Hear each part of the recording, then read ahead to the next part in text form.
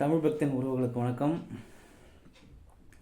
இந்த திடல் தற்குறிங்க இந்த திராவிடம் இருக்குது பாரு, அது எவ்வளவு தான் சீமான் மேலே நாம் தமிழ் கட்சி மேலே சேற்றை வாரி பூசினாலும் அதை நீங்கள் அழிக்கலாம் முடியாது. ஏன்னா உங்களுக்கு அரசியல் என்பது செத்து போச்சு. நீங்களாம் கூட்டணியில் பேசிகிட்டு இருங்க. கூட்டணின்னு ஒரு கட்சி இருக்குது. கூட்டணி இல்லைன்னா நீங்களாம் இங்கே அரசியலே பண்ண முடியாது. நீங்கள் அரசியலுக்குள்ளே வந்ததே கூட்டணி வச்சு தான். உங்களை தாங்கி பிடிச்சிக்கிட்டு கூட்டணி கட்சி தான். இப்போ கூட்டணி கட்சி பற்றி தான் கொஞ்சம் சிலது பேசணும். இங்கே நடந்த அண்ணா யூனிவர்சிட்டியாக இருக்கட்டும், இல்லை பொள்ளாச்சி பால் விவகாரமாக இருக்கட்டும், இல்லை சாதி இந்த வேங்க வயல் வாசலில் யார் பாதிக்கப்பட்டாலும் அவங்க மாதிரி வழக்கு தொடர்ந்த விஷயமா இருக்கட்டும், அதுக்கப்புறம் இங்கே சாராயம் குடிச்சு கலவரத்துக்கு செத்து போனாங்களே அந்த விஷயமா இருக்கட்டும், இப்படி தொடர்ச்சியாக நிறைய வன்முறைகள் நடந்துகிட்ருக்கு, பாலியல் குற்றங்கள் நிறைய நடந்துகிட்ருக்கு. இதுக்கெல்லாம் வாயே திறக்காத அந்த கூட்டணி கட்சியில் இப்போ சீமான் பேசுனதுக்கு மட்டும் வாயை திறந்து எல்லாம் கூவுதுங்க. உங்களெலாம் வெக்கமாகவே இல்லை கொஞ்சம் கூட. இதில் கம்யூனிஸ்ட் தலைவர் வர சீமானை பற்றி பேசுறதுக்கு எங்களுக்கு நாங்கள் எப்படி எப்படி தத்துவத்தை வச்சுருக்கோம் தெரியுமா? சீமானு பேசுகிற அளவுக்கு நாங்கள் ஒன்றும் கீழ்த்தரமாக இவங்க கீழ்த்தரமா? நீங்கள்லாம் திராவிடத்தை உங்களுக்கு கம்யூனிஸ்ட்டு போய் அடகு வச்சு பல வருஷம் ஆச்சு. நீங்கள் ஒட்டுண்ணி மாதிரி வாங்கி சாப்பிட்டுருக்கீங்க. ஒட்டுண்ணி தான் அப்படி வாங்கி சாப்பிடும். ஒட்டுண்ணி மாதிரி இருந்துக்கிட்டு சாப்பிட்றவங்களாம் அது பேச தகுதி கிடையாது. புரியுதா? அதே மாதிரி நீங்கள் பேசுகிறீங்கன்னா நாகரிகம், அந்த நாகரிகம் என்ன பேசுனாங்க நீங்கள் கொஞ்சம் பார்க்குறீங்களா? பார்த்துட்டு வாங்க, நான் சொல்கிறேன் என்ன நாகரிகம் பேசியிருக்காங்கன்னு. ஆனால் இது குறிப்பாக சொல்கிறேன், தயவுசெய்து மகளிர் பார்க்காதீங்க. நான் அம்மா கனிமொழி சொன்னாங்கல்ல, அந்த வீட்டு பெண்கள் எப்படி சகிச்சிட்டேன், அதை தான் உங்களுக்கு நீங்கள் எப்படி சகிச்சிட்டு இதெல்லாம் இருக்கிறீங்க அப்படின்னு உங்கள்ட்ட நான் ஒரு கேள்வி கேட்குறேன். அதனால் தமிழ் பெண்கள் தயவுசெய்து பார்க்க வேணாம், மற்றவங்களெல்லாம் பார்க்கட்டும். ஏன்னா அப்போ தானே அவங்க லட்சணம்னு தெரியும்.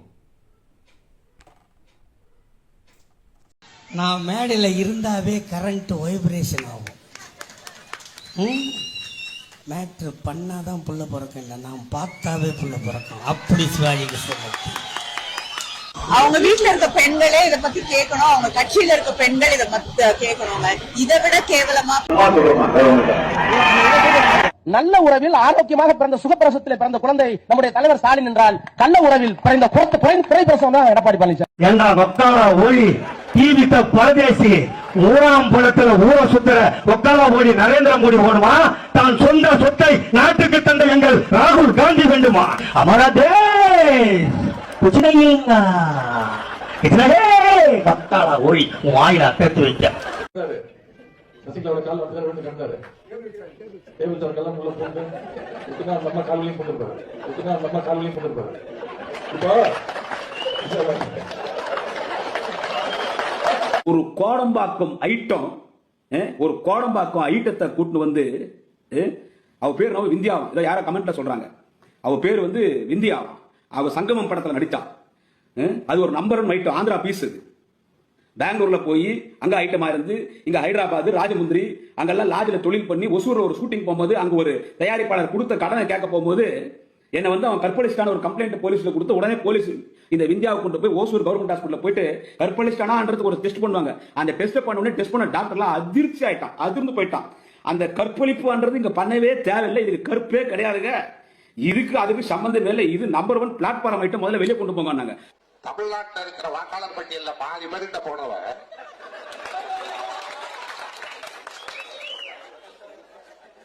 நான் கருணாநிதியை கேட்கிறேன்.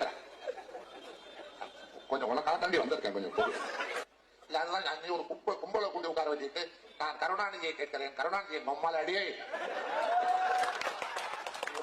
கொஞ்சம் நஞ்சு அரிப்பல் அடி கேட்டா கேடு. கருணாநிதியை கேட்கிறேன். அதோட உள்ள கோயம்புத்தூர்ல சொல்றார், கருணாநிதியும் ஸ்டாலினும் ராஜினாமா செய்து விட்டு வர வேண்டும். எங்கே வர வேண்டும்? அதிமுக தொண்டர்லாம் அவெல்லாம் என்ன சொன்னா, சின்னம்மாவை அம்மாவாக்குவோம், சின்னம்மாவை அம்மாவாக்குவாங்க. நான் என்னடா நினைச்சேன்னா, ஏடா 32 வருஷமா நடராஜன் முட்டி போட்டு மேய்ஞ்சி கூட அம்மா வாக்க முடியல, இவனுக்கு எப்படி ஆக்குவான்னு பார்த்தேன். எனக்கு என்ன பிள்ளையா குட்டியா? அது யாருகிட்ட கேட்கிற? உனக்கு பிள்ளை இல்லைன்றது எங்க தப்பா? அதை கூட கேட்க வேண்டிய நேரத்தில் ஒரு குறிப்பிட்ட காலத்துல கேட்டதா கூட முயற்சி பண்ணிருக்கலாம். அதை விட்டுட்டு இப்ப கேட்கிறீங்க. இனிமேல் நீ முயற்சி பண்ணாலும் ஆக போறதில்ல. உள்ளது திராவிடர் கழகம், திராவிட முன்னேற்ற கழகம். முன்னேற்ற கழகத்தில் இல்லை. இதற்கு என்ன வித்தியாசம் தங்கமணி? அதாவது என்ன வித்தியாசம்னா பேர் தான் வித்தியாசம். ஆனா அவங்கள பொறுத்தவரையில அரசியல் அரசியலுக்கு போகிறோம் அவங்க என்னன்னா ஒன்றே குலம் ஒன்று தேவன்மா. அரசியலுக்கு போயிட்டா ஒவ்வொரு நேரத்தில் ஒவ்வொரு ராகம் வாசிக்கணும். ஒரே ராகம் வாசிக்கணும்னா திராவிட கழகம் தான். அதுதான் மிக முக்கியம், ரொம்ப மிக முக்கியம். நாமக்கு மாற வேண்டிய அவசியம் இல்லை. ஓட்டுக்காக நாமத்துக்காக நாம் போட்டவன் கேட்டால் நம்ம வைஷ்ணவ பெருமை பேசுவான் அரசியல்வாதி. அதே மாதிரி விபூதி போட்டவன்னு சைவ பெருமை பேசுவான். நம்மால் வந்தால் நம்ம பகுத்தறிவாதிம்பான். அங்கே போனால் நான் சாஹிபு தான் அவரு. அதனால நாமே நாளைக்கு அரசியல்வாதி ஆனாலும் அரசியல் கட்சி ஆனாலும் நம்ம கதி அப்படி தான் ஆகும். ஏன்னா முட்டாள்கள் ஓட்டு வாங்கணுங்கிறது அங்கே மிக முக்கியம். ஒன்று காசை கொடுத்து வாங்க, இல்லைன்னா ஏமாற்றி வாங்கு. அப்படி யார் அதிகம் ஏமாத்துறதுங்கிறது தானே இப்போ போட்டி, வேற ஒன்றுமே இல்லையே. என்ன கணவெல்லாம் பார்த்துட்டிங்களா? எவ்வளோ நாகரிகமாக பேசுகிறாங்க பார்த்தீங்களா? இந்த மக்களை எவ்வளோ கேவலமாக பேசணுமோ அவ்வளோ கேவலமாக பேசுவாங்க. இதை எடுத்து சீமான் பேசிட்டாலோ சீமான் அவதூறு பேசுகிறார்.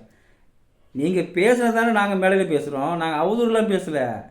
நீங்கள் என்ன பேசுனீங்களோ, நீங்கள் என்ன விதைச்சிங்களோ அதை நாங்கள் இப்போ எடுத்து சொல்லிக்கிட்டு இருக்கோம், அவ்வளோதான். நாங்கள் அவதூறு பண்ணல. நீங்கள் வளர்ந்த லட்சணம் அப்படி, நீங்கள் வளர்க்குற லட்சணம் அப்படி. உங்கள் நாகரிகம் என்னன்னு எங்களுக்கு தெரியும். எங்களுக்கு நாகரிகத்தை பற்றி சொல்லித்தராதீங்க, தயவுசெய்து சொல்லித்தராதீங்க. உங்கள்கிட்ட கற்றுற அளவுக்கு நாங்கள் அறிவில்லாமலாம் இல்லை. நீங்கள் வந்து நாகரிகங்களை சொல்லித்தர வேண்டியதில்லை. இந்த தமிழ் எந்த அளவுக்கு நாகரிகத்தோடையும் பெருமையோடையும் அறத்தோடையும் வாழ்ந்ததுன்னு வரலாற்றிலே இருக்குது. நீங்களாம் கற்பிக்கணும், புரியுதா? நீங்கள் உங்களுக்கு முதல்ல நாகரிகம் சொல்லித்தாங்க, நீங்கள் முதல்ல கற்றுக்குங்க. தயவுசெய்து எங்களை இம்சை கொடுக்காதீங்க. அவங்களுக்கு சோத்துக்கு என்ன வேணுமா கையேந்தி கட்டி வாங்கி சாப்பிட்டு போங்க. அதுக்கே அப்பப்போ எங்களுக்கு இந்த சொரிஞ்சிக்கிட்டே இருக்கிறீங்க, எங்களை சொரிஞ்சிட்டு இருக்கீங்க. தமிழில் சொரிஞ்சாதான் உங்களுக்கு சோறு வருதுன்னு உங்களுக்கு நிலமை இருக்குதுல்ல. அதனால் அந்த வேலையை மட்டும் பாருங்கள். கையேந்தி வாங்கி சாப்பிட்டோமா, வீட்டில் பொட்டி வாங்கினோமா, வீட்டில் படுத்து தூங்கினோமா, அங்கே முட்டு கொடுத்தோமா, அந்த வேலையோடு பாருங்கள். எங்கள் பக்கம் தயவுசெய்து தலை வச்சு படுக்காதீங்க.